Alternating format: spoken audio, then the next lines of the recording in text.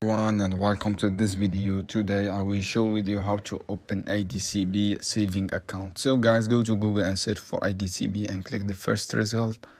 After that, wait to loading this page, and as you can see here guys, click the top right three dot as you can see here and click on personal. After that, click current saving account.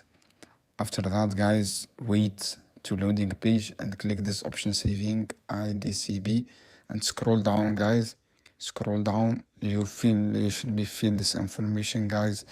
As you can see here, write your basic information and are you existing ADCB customer. If you will existing, click yes and click your ID number and click use your Mr. Salutations and write your name and your phone number.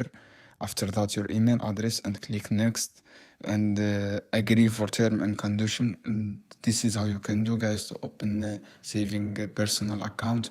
I hope guys this video helpful for you. Then don't forget to subscribe and like and share this video for more content.